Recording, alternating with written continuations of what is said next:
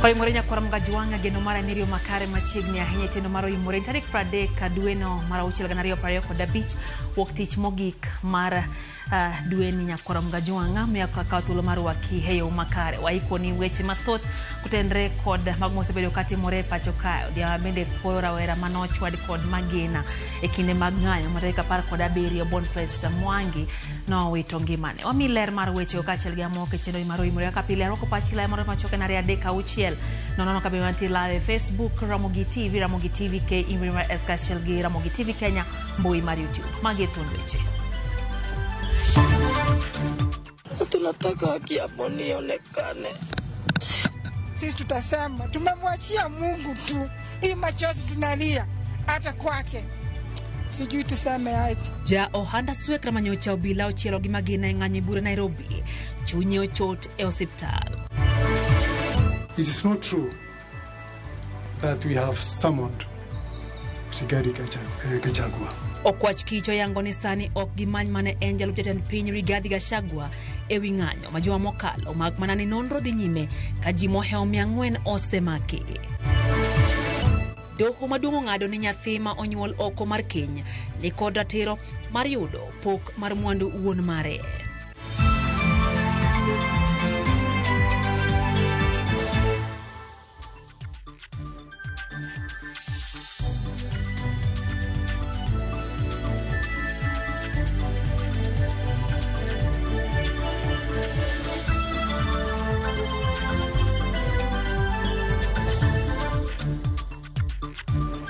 Machigni ya kora mgajuang wantiegi Belinda Phillips main jaloko marwa nyinga Lydia Okeyo.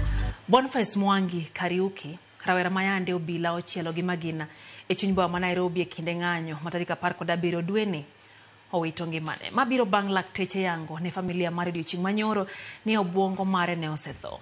Rawera no yande tipo mar wang' dede omako ka obila chiele gi magina e kinde ng'anyo mar sundo serikal ewi nek Albert Ojwang mano bang' tarika par kod abiriyo dweni e boma Nairobi. Familia mare oyango ni negiyudo sime kawa e hospital ma Kenyatta ni Kariuki owito ngimane. Mana seche machuok bang' hospital ma Kenyatta yango ni obwongo ne osetho.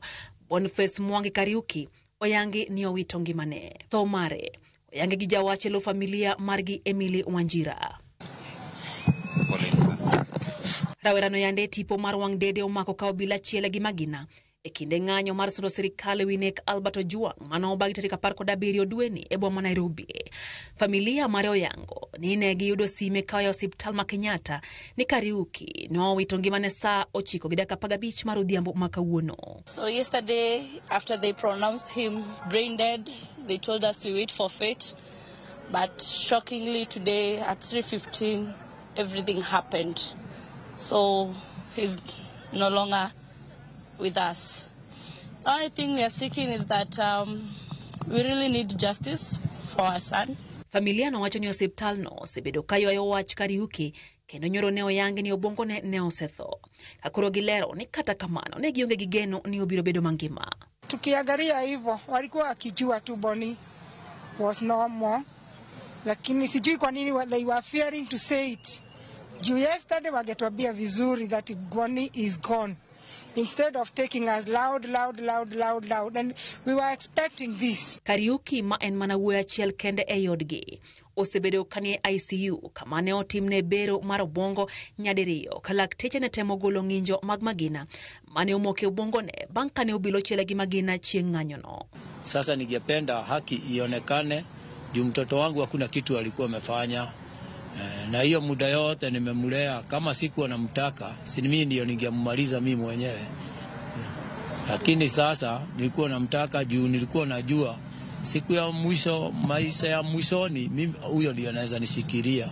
Juu sasa sina mtoto mwingine kijana, wao wengine wamebaki ni wachana. Familia no kwayo kony mar jo Kenya kaluwore ni omenda mar thieth sani osero milion 3.6 akoro familia no bende dwaro mondo mi giyud ratiro ne wuodgi. Boniface was just running for his life because his safety was on the police. Now the police sought him. Now anybody trying to bring about insult or whatever, that is childish. What we want is justice. This is one of the case scenario for justice. Sisi tutasema tumemwachia Mungu tu. Hii machozi tunalia hata kwake. Boni hakuwa na ubaya na mtu yeyote. Hakuwa na tusi mtu. Tunataka haki ya Boni ionekane. Since the government is now silent, now we want to hear from them because it has already happened. Who are paying for the bills? From where we are yesterday, it was 3.3. Now today, after I don't know whatever they have done with him or whatever has happened, it is 3.6. So where are we? Who is our voice? We have nothing other than the pay bill we gave you people. It is 7682551. Account is your name. Kindly please, Kenyans, we are seeking for your interventions. Kora magajan ko ten record tho mar Boniface Mwangi wach madonjonwa en ten migao mar thieth Hayden Duale ogolo chik mondo mi wit oko wechego mag thieth kata nengo mar thieth ma kalore gi oboke mare to nowacho ni seche mane Boniface nindo ne en siling 815 seche mano otho mano nindo mano emane bill mar hospital kata bei manowinjo bed ne chulo nengo mar thieth kata kamano golo chik odhiambo kawuono kokalo kuom oboke mare koyamini migao no mar thieth ni omenda go duto sirikal biro chulo kendo koro anyuola mag Boniface onge kod ting' mar chulo omenda mar thieth mabende winjo kanyo kana gi kwayo kony kata kamano en kony makoro osetiek godo gi sirikal Nyakoro Mugajwang. Kwa dhi mbele tendo kwach kich ochiwo CM mager ne jalo jatend piny machon Rigathi Gachagua ni ponono ni nonro omiene ewi ng'anyo mayande otimore pacho kae kendo kelo tho kod kethruok mar mwandu to ndawo mar chik nyaka koro kaune. Ogai mar okwach kich Mohamed Amin oyango ni okwach kich osendhio ji 485 matudo kod njore e kinde ng'anyo matarik 25 dweni kendo magin 2 kuom 5 mano okwale tesendo bila bende oseyudi. Cynthia Onyango ntiere kod ler. Ndalo 5 bang' ng'anyo ewi rapar mar rowere mag Gen Z manowito ngimagi dwe mar 6 higa mokalo, okwach kich onyenyo e lela nonro margi ewi kethruok ma piny Kenya noyudo e kinde ng'anyono manoweyo anyuola moko pacho ka ywagore. Mohamed Amin, twak mare moyiedhi odiochieng' ma kawuono, oyango ni kit njore manoneno pacho ka manoweyo jo Kenya ka kwano lal ne opangi kod jogo mane geto ketho kwe mathurka. Evidence indicates that the individuals were strategically mobilized and transported particularly into Nairobi from various parts of the country, not to express their legitimate grievances, but to execute a well-coordinated agenda of disruption and violence. Olero ni nyaka sani, obila mag okwach kich osendhio ji maromo 485, kae kwan ni ji 448 osemaknegi bura e doho, ka ji maromo 37 emedo non tudruok margi kod njoreno matarik 25 dweni. 485 individuals have been arrested in connection to what happened on June 25th. Of these, 448 have already been charged in court and 37 remain under active investigation, some pending further custodial hearings. Owacho ni nyaka sani, magina 2 kuom 5 mayande okwal kod jonjore, bende oseyudi kachiel kuom maginago. Bende osenyaka tigo e timo njore otieno manyoro. A rifle that was stolen from Kikuyu police station was used in the commission of violent robberies within Naivasha police station. A grenade launcher, 4 guns and other police equipment, including uniforms and anti-riot gear stolen, have so far been recovered and the perpetrators apprehended. Amino wacho ni chenro mar monjo tesende mag obila, doho kachiel kod ute mag sirikal en ataro mar chike mapacho ka ma ng'ato ang'ata moyud kani kod tudruok mar kethogi biro neno gima ne punda oneno e burbala. Destroying critical government infrastructure. I mean, how will you define such characters if they are not hell-bent on causing anarchy in our country? Which is, and if somebody causes anarchy, then in my own interpretation, that will be synonymous to an attempted coup. Maoko mungo wach, Amino siemo wang' Rigathi Gachagua kendo nyise ni obed kong'eyo ni katiba mapachoka okoume kendo ponono yud ni en kod tudruok moro amora kod ketho moro amora mar chik to biro neno gima thuondo lweru no neno. He is subject to the laws of the land.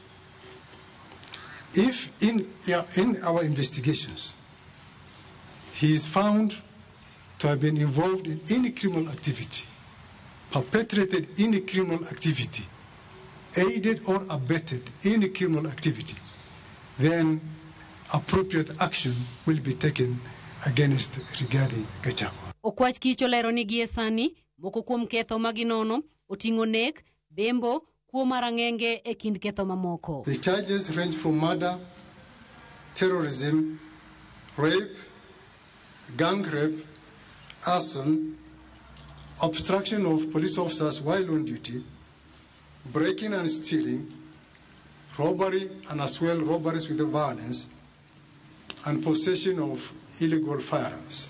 Director mar Okwach Kich Mohamed Amin osingo ni gibiro timo duto manyalore mar keto adiera ewi mago manone pachoka tarik 25 dweni kendo chiwo siem makende ne jalup jatend piny machon Rigathi Gachagua ni ponono yud ka en kod tudruok e lweny manone pachoka to ndamo mar chik ibiro kaune. Cynthia Onyango, Ramogi TV, e log tich mar Okwach Kich.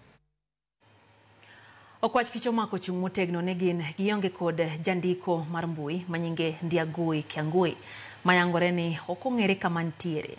Matimore ka doho bende onyiso gai mar obila mondo mi ochwal jandiko no e doho. Kama chiele wi ng'anyo ma joma mokala Achija 18 nochwal e doho ma Ol Kalou e wi ketho mag chwalo tulo e kinde ng'anyo go. Jafwambo mar Armstrong Osutwa ntiere kod ler. Bang' meko margi e giko juma mokalo, Achija 18 kuom 19 koro ne ochwal e doho ka itudo gi ketho mar kelo tulo e kinde ng'anyo mag rawere mane obagi tich adek juma mokalo e gwenge ma Ol Kalou e kaunti ma Nyandarua. E nyim jagad bura Judy Castan Thuku, jomin buche ne ochiwo kwayo mondo med din ne achijego kuom kinde ma ok tin ne ndalo 21 ka nonro dhi nyime. Jang'ad bura no kata kamano ne golo chik mondo din ne achijego e tisendo obila ma Ol Kalou kod Ol Jorok ka girito ng'eto ma ibiro tim odiechieng' makiny. To komachielo jang'ad bura Chacha Mwita e doho mamalo golo chik ne ogai mar obila Douglas Kanja mondo chwal jandiko e mbui Ndiagui Kiangui e doho bang' lal kuom ndalo 10 makawo kamano to ler kama jandiko no nitie. Chik ma kamano chiw bang' tend riwruogo kinde chwalo bura e doho ma Milimani ka gidwaro ni tend obila chiw jandiko e nyim doho kendo jotend obila go mondo chop e doho mar duoko penjo e wi lal mar Ndiagui. To e wi lal mar jandiko no ogai mar Okwach Kich Mohamed Amin to kane duoko penjo kawuono owacho ni Okwach Kich ok ong'eyo kama Ndiagui nitie kendo kwayo Ndiagui owuon mondo chop e tesend obila machiegni kode wira ni en jal ma idwaro kod obila. Ndiagui is not under the custody of officers of the National Police Service, and that is what I'm going to say rightly before the Honorable Judge tomorrow. We don't have him, and wherever he is, he should just come and surrender to the police so as to assist in our investigations. Armstrong Osutwa, Ramogi TV. Kalure gi ng'anyo manyocha one thurkae piny owacho koro dok kuom jonyuol, jodolo kod jodongo mondo mi okony e riyo jomatindo e tieng' manyasani kendo jiwo gi mondo mi ginyakwe kaachiel gi tiyo gi yore makare pedho ng'ur margi ne sirikal. Jagoro mong'ere migawo mar Dr. Raymond Omolo nyiso oganda go mondo mi one ni rawere ok obayo yo. Nolose kaunti ma Bomet e kinde chenro mar yawo division ma Mutarakwa kod Kapletundo. But zaidi ya hayo tunaomba wajumbe wetu to look into Article 37 and see how we can operationalize it so that there's clarity on when you are planning to demonstrate or to picket. You must be able at least to tell us when you will do it, what time, and who will be involved.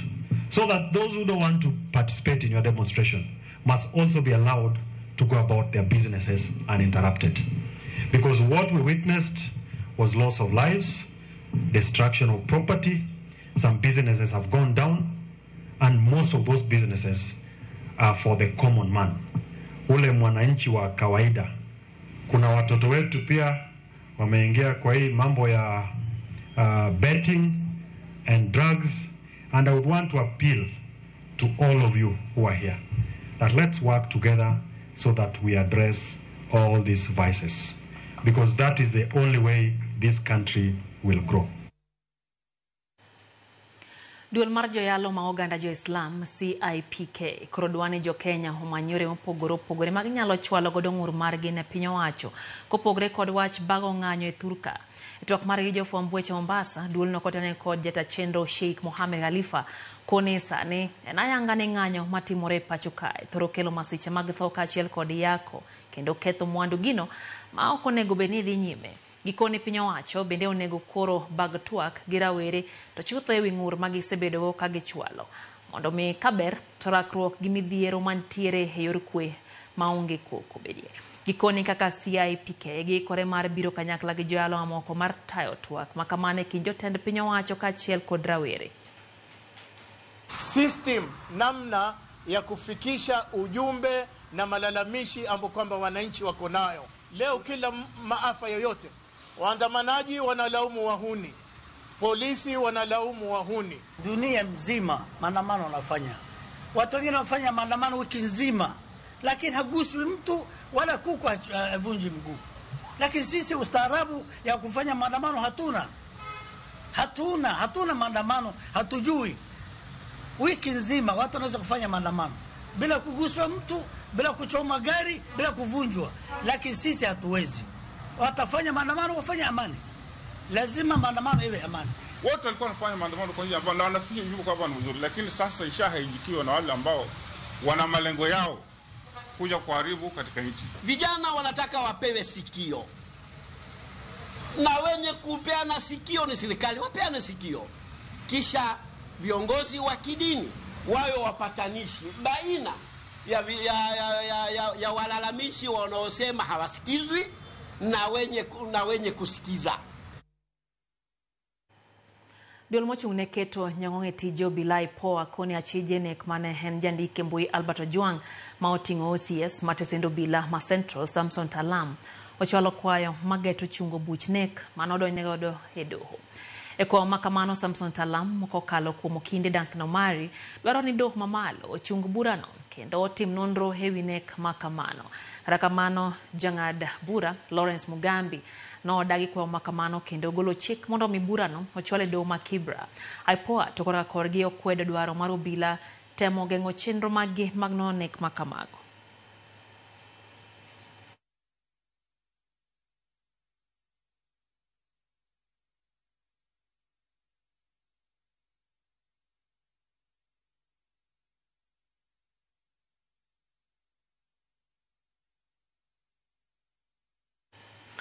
Kumachielo gavana ma Isiolo Abdi Guyo oyudre kama tek e lwet od bura mar Senate bang' Senate yiere kod duol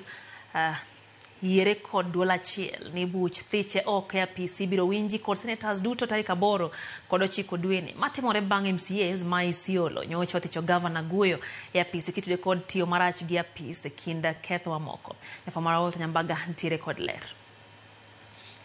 Gavana ma Isiolo Abdi Guyo sani chunye mucho bul kendo goyo kibikibi bang' Senate kaloni buch thiche oko e koro ibiro pedhie kanyakla mar Senate chakre tich ariyo kod tich adek mar joma nyien moyangore bang' aput mar komiti mar ji 11 mane chan chuogi Lwarie Lwanda. The motion having been negatived, the route of special committee is abandoned, and that implies that the Senate will investigate the proposed removal from office by impeachment of Honorable Abdi Ibrahim Hassan, the governor of Isiolo County, in plenary, pursuant to Section 33(3)(a) of the County Governments Act. Juma mokalo, MCS 19 ma Isiolo ne ogoyo ombulu mar thicho Abdi Guyo oko e apisi mar kom mar telo mar Isiolo County.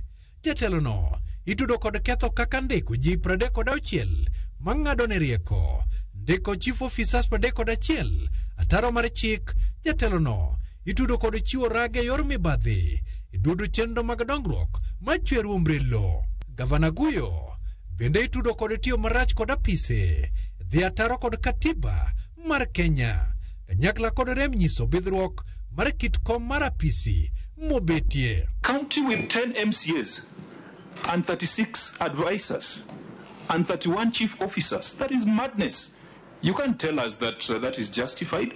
and that you're going to do it because your staff establishment says so, that is completely out of order, completely unacceptable, Governor. This house is house of record, and it is a house of order. We should not allow. It is a house of order. Jatelo nyalo biro chamo nyanje nyim Senate kaluwore kod tudruok mare kod Senate ma ok ni kare kata matin.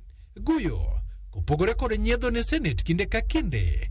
You have said you have 4 advisors. Name them. There is another person appointed as advisor, Equalization Fund, which position does not exist at all. What is your position of the other 32? They are working under the County Public Service Board. I'm even getting tired in my head. Magromo mag committee mag odbura. Jatelo senganjo ne Senate. You guys are running solo like a joke. Governor, this is the problem, Governor. You know I'm a lawyer. Yeah. Please. Yeah. I know what the law says. It is very condescending for you to send me to the law, and you know I'm a lawyer. Nyade noya. Ekendo ma ne omiyo chwade fai mar siling 500,000 e kidienje adek. Because I didn't say that. That is the record of the auditors. When you order the word liar, Governor, lie to the committee. You are the liar. You are Governor. You are a pathological liar. Governor, you are getting out of order. Kinde mag Governor Guyo to kod mag Senate biro chwalo bok mag neno motel ne bura mar tarik 8 kod tarik 9 e kama jatelo no ichan luny kod pi mang'ich e nyim Senate. That we have given the governor of Isiolo the best opportunity to be heard as this decision is made. Hoja hii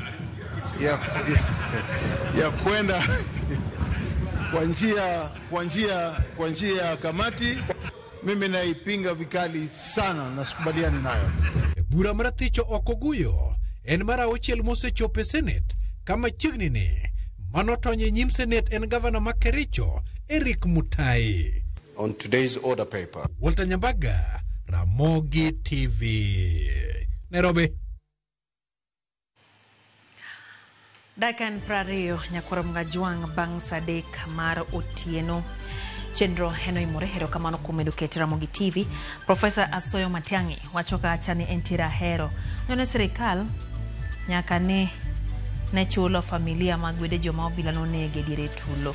Haya, Pastor Komborua wachone entire kodwa chenro entire kadem onger. Wachone wach kariuki no lita ahinya. Eno bende ote mar Kevin Owich wachone en Kefa hoya Pala West Karachuonyo. Kaeto wachone gin gililian manoja ode imora ahinya gi Ramogi TV.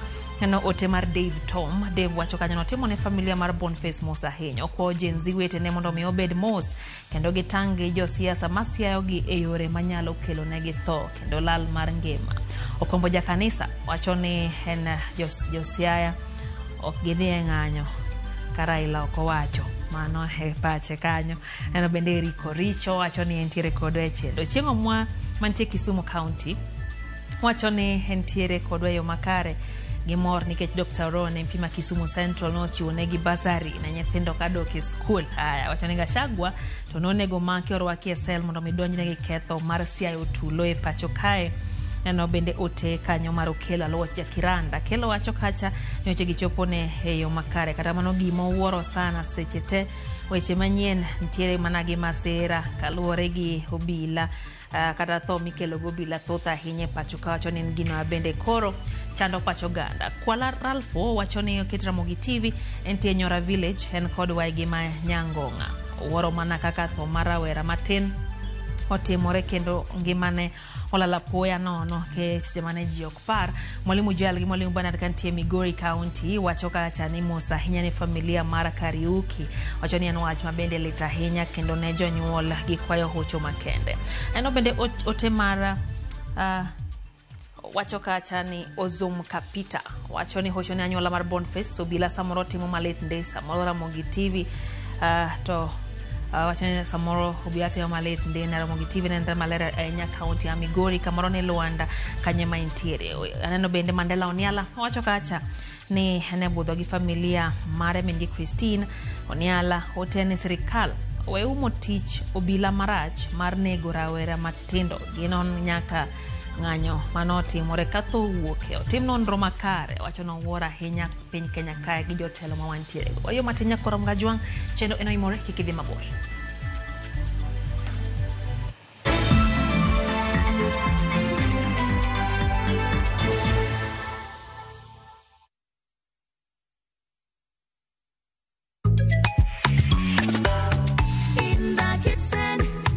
What do we bring? Break a cubicle string, flavor on a string. Pull it, tear it, crumble it. Let the fresh flavors all get in. Make it bits more tasty, family more healthy. Reiko cubes could string my best. Reiko cubes mingeucha, manjado mare miyo chiembi medo bedo mamit moloyo. Sani koro nitie packet manyien. Yud mari e duka kata supermarket mantie machiegni kodi kawuono. Introducing Wigo, your trusted ride. The ride with the most reliable, verified, efficient and transparent drivers. With fabulous cashback incentives for passengers, each trip on Wigo feels like an upgrade. Download Wigo from Play Store or App Store or SMS Wigo to 20425 and ride with confidence. Wigo, let's go.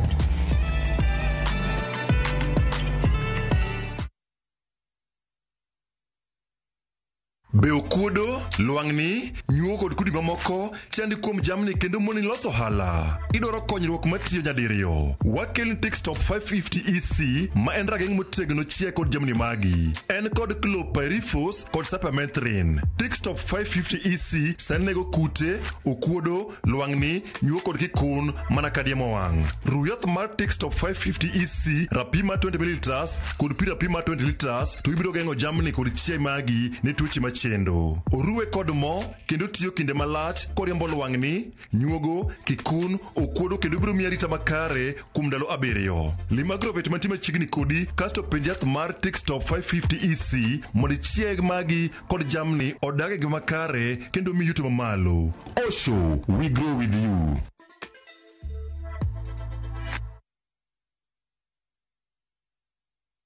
All right, listen up. Colgate is on a mission. It's kind of a big thing. Colgate Herbal uses traditional nature's herbs and combines it with Colgate Science for healthy gums and strong teeth. New Colgate Herbal with Salt combines traditional nature's herbs with a pinch of salt and Colgate Science. A natural recipe for strong teeth and healthy gums.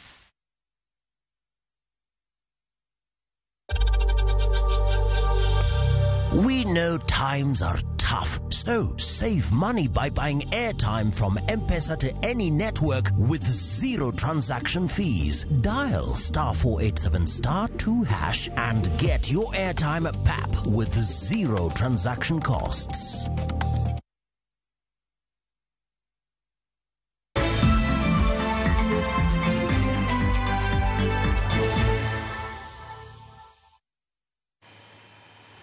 Machiegni kero nyakorom gajwang' chendo ene more wadhi mbele gi weche manyien. Jochiw thieth maraga ma iluongo ni interns ma kwan gi romo 6,468 kamoriwo lakteche, jolony e thiedho lak, nurses e kind mamoko mi barupe mag chako tich ayanga e ute thieth kaluwore gi ogirimiti mar tich kod osara mar riwruogegi ne oketo e kogno. Jochiw thieth go manochopo e lok tich mar migawo mar thieth mar kawo oboke magi onyiso mor margi kendo singo tiere ngima jo Kenya kaka achiel kuom yore mag chopo lek mar thieth makare e nengo mogonyore. UHC Judith Omondi ntiere kod ler. Ne ni ywaruok mane obedo bang' sirikal mar Kenya Kwanza donji e telo kendo duoko piny omenda ma owinjo chul jochiw thieth mag interns ahinya to lakteche. Higa ma okalo ne okelo pogruok e kind riwruoge mag jochiw thieth kod migawo mar thieth bang' ng'ado osara lakteche mag interns kowuok 206 nyaka 70. Wach mar interns osebedo ka kwayware ne kuom higni mosekadho higni 10 kawuono neno ler. Ma en wach monomiyo kata polisi odwa negowa ka higa mokalo. Ma en wach mosedhi ne ndara higa ka higa. Kawuono interns 6,000 ma jo healthcare obedo oro osiptende ondiki. Ma egi ka nitie dakteche 2,000. Nyiso ni osiptende kawuono chakre dweni boyudo dakteche mang'eny. Odiochieng' ma kawuono historia obedo bang' telo mar migawo mar thieth ma otelie kod Aden Duale chiwo oboke mag tiegruok ne jochiw thieth 6,468 madhi e ute thieth ma opogore opogore e counties duto ma pacho ka. E kwan ni lakteche gin 1,147, jolony e thiedho lak 87, josang yien kata pharmacist 500, clinical officers 2,652, nurses to gin 2,098. It's already a year plus few months, so I feel happy and I'm really grateful that finally this day has come. And our internship is as expected. Our letter has everything we expected, and I'm grateful and I'm looking forward to a very, very successful 12 months ahead. Yeah, waited for like 4 months. I'm happy, I'm glad. And concerning the stipend, I'm happy. Those guys fought for us, and we really appreciate. Chenro madwale oketo ayanga kendo koni barupe idhi chiwa ayanga ne jochiw thieth go duto ma mibadhi ok obedie. Each one of you will take your letter. It is different from when individually were coming to pick their letter under the table. Chini ya maji. There used to be ghost interns. The way we had many ghost UHC, now I'm being forced. I want to deal with the genuine people. I need to protect public resources. Jochiw thieth gi duto omi ndalo 10 mondo mi otim ikruok ma otelo ne chako tich juma manyien. Judith Omondi, Ramogi TV.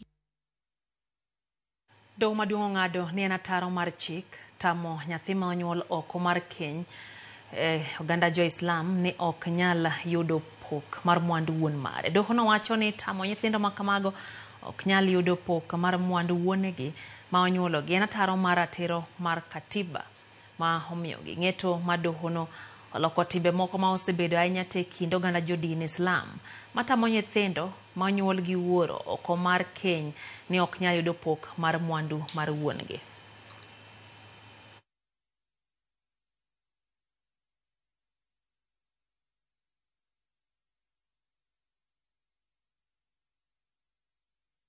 Kamachielo pogruok pod medore e tend duond bura mar ODM e sub-county ma Uriri kanyaka sani seyo pod igolo ne tend duond bura no ni pok oket lela jogo manoyier kaka jotend duond bura no e yiero mar kor gwenge manotimore dwe mar 4 higani.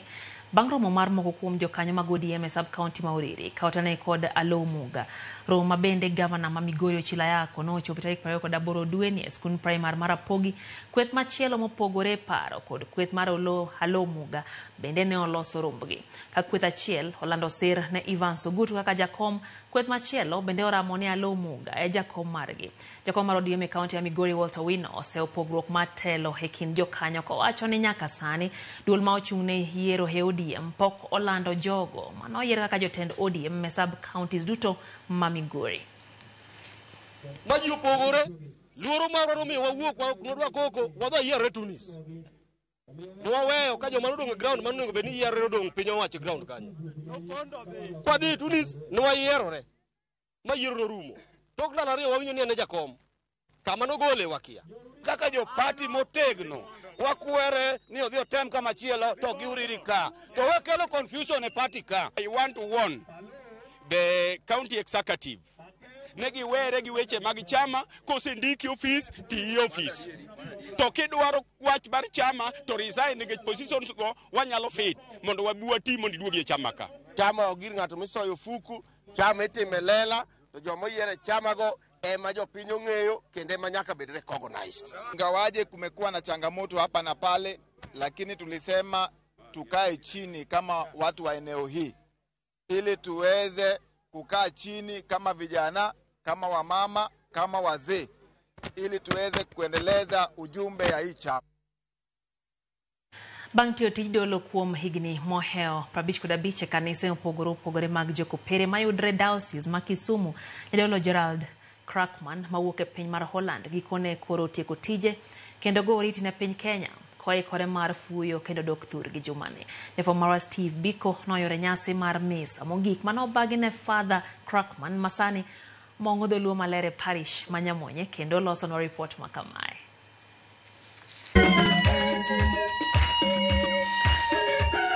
Wende mamit mag din jokopere gi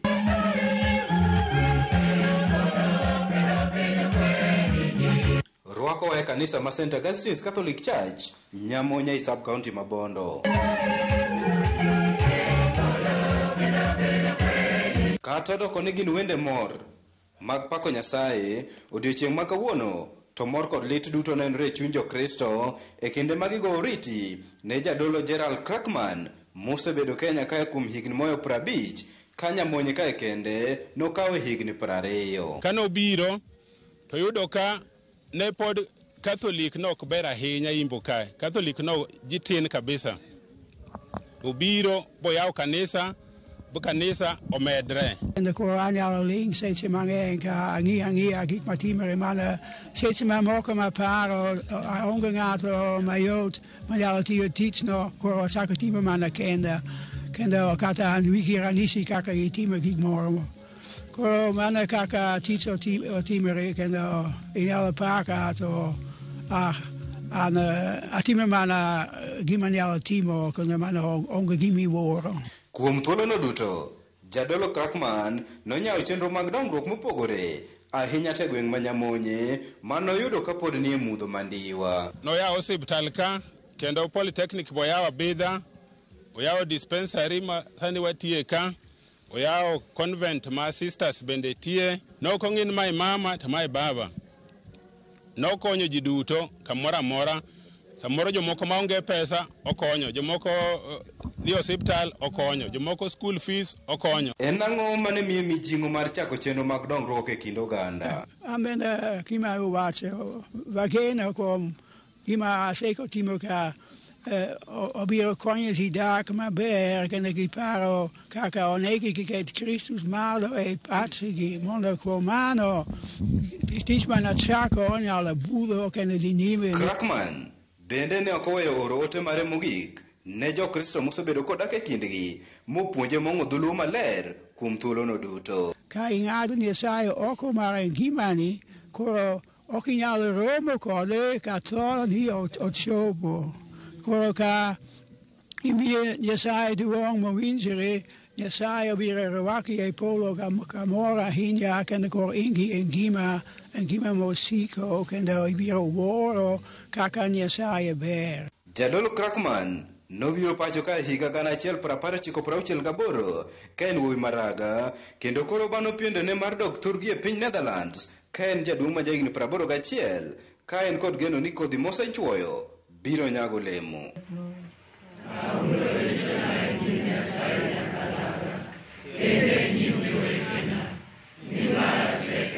Steve Biko, Ramogi TV, Siaya.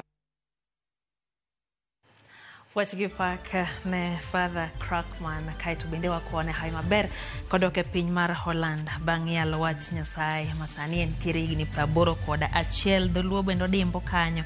Eno ka Faith Mzomo wacho ni entiere kodwa e chenro, kata kamano wacho na dier makende en ni tek mondo mi ja Kenya ma kawaida oyud ratiro pacho kae. Wacho ni magi gin achiel kuom gik ma Gen Z temo choro mbele ne sirikal to ok gidwa winjo. Wacho ni jatend piny nyakoro nonie kitelo mantiere e pacho kae mondo ng'iye bende malong'o ahinya.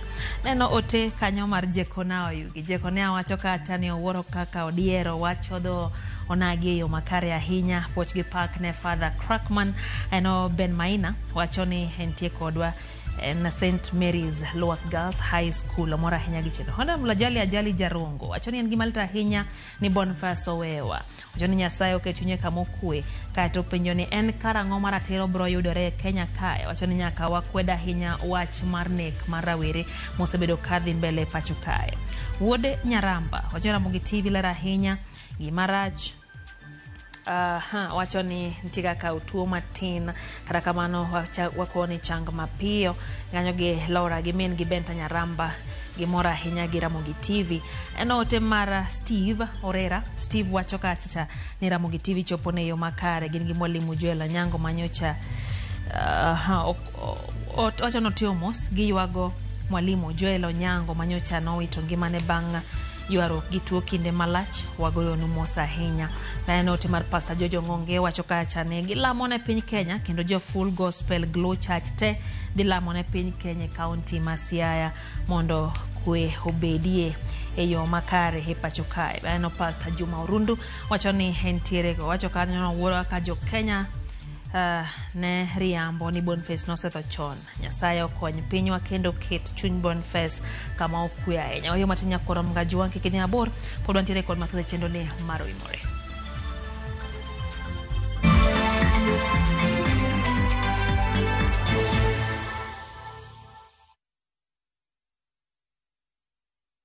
Explore Kenya, tembea na View Travel.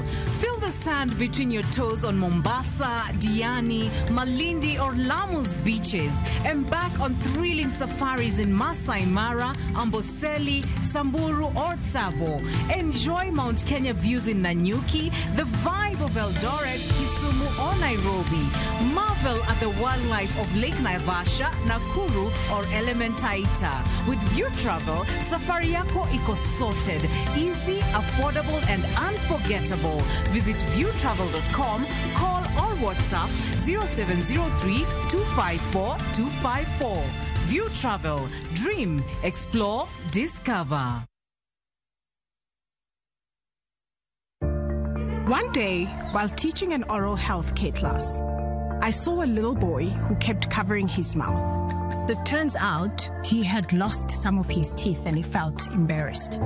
Now, as a hygienist, a child's smile means everything to me. Every child has a right to smile, and a beautiful smile is a healthy smile, and nothing should ever get in the way of that.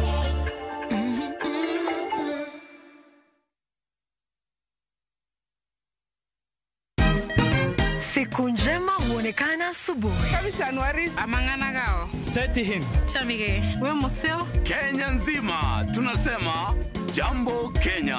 Wax, tiki, taka. Twende sana my people. Hapa ndo nyumbani kwa muziki wa Afrika Mashariki na malezi ya vipaji. Sasa tuko tayari ku drive on. Mibibi na mijize. Leteni porojo sasa. Kwa habari za kuaminika kutoka kila pembe ya nchi. Are you ready? Leo kati ya Ingwe na Gor Serikali. Hapa ndio home. Wawa. Radio Citizen. Radio number 1. Radio number 1. Nipite ndani ya mabawa yako. Fika mwisho wa safari. Najua kwamba mimi ni wako. Unanipenda tena sana. Nuru yako imenitoa gizani. Mimi naitwa Vestine, one of Vestine and Dorcas. Kupata wimbo huyu bonyeza *811 *381#. Kumbuka, Skiza na Citizen ni nyumbani kwa wasanii wote.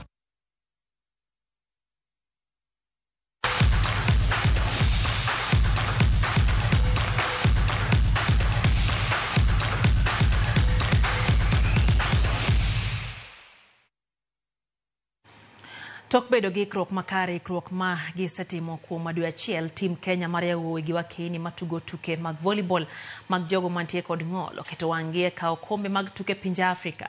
Timbego mag yawuowi gi wakeni osedok chien nyaka jotugo 14 e kidienje ariyogo motelo ne tukego mabiro chakore kiny lap makachorani Indoors Arena, County ma Nairobi. Piem mag wakeni oyo timbe adek ka Kenya mamako thuolo mar 10 e chung' mar timbe pinje Afrika biro rakore gi timbe mag Rwanda gi Nigeria. E kidienje mar yawuowi, Kenya magin jobag tukegi biro rakore gi Algeria kaachiel gi Rwanda e Group A.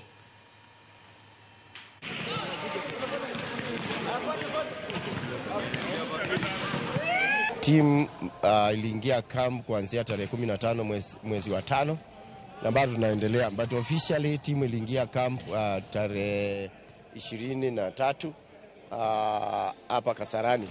Kwamba tumeendelea vizuri, we started blending with the team, kuwaweka pamoja, walikuwa wametoka sehemu mbalimbali. Kulingana na mikakati ambazo makoches wanaweka, tunajikaza kabisa kwa sababu kama pool yetu iko na teams mbili. na tukitaka kupata chance kubwa ya kuenda World Championship lazima tushinde game zetu zote mbili. Club mar Murang'a Seal otieko season ma higa gana ariyo prayoko dang'wen gana ariyo prayoko dabich maber karodo kone league maduong' puoth kane gidok e league mapiny ma National Super League tok tieke thuolo mar 13 gi points 37 chung mar timbe. Seal no mogoyo tach e kaunti ya Murang'a notieke thuolo mar 3 e tuke mag FKF Cup tok lo club mar Mara Sugar gol 1-0 e tugo no malaro thuolo mar 3 gol no makende no lone Seal gi jatugo Victor Haki. Loch makamano nomiyo Murang'a Seal mich mar omenda mar siling 1,750 ka Mara Sugar manotieke thuolo mar 4 nodhi dala gi nus milion.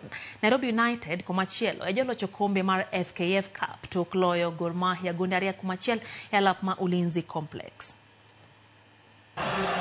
Sema ni uwanja mapambano nilikuwa nimeliko na kiufundi. Wananyanyuka sasa mashabiki wa Murang'a Seal. Tan migao mar weche tuke Salimvuri odiochieng' ma kawuono kete alap ma Kasarani Helwet Committee machano tuke mag CHAN matimore motelo ne tuke mag CHAN ma ibiro bagi dwe mar 8 e pinje mag Kenya, Tanzania gi Uganda. Alap ma Kasarani osebed ka igero kuom kinde makoro kete low committee no en okang' maduong' ma sirikal ogoyo mar bago tuke mag CHAN mana kaka idwaro. Riwruok matao tuke adhula pinje mag Africa CAF alap ma Kasarani Stadium biro bago finals mag tuke CHAN 3 dwe mar 8 kendo biro bago tuke Harambee Stars mag grube.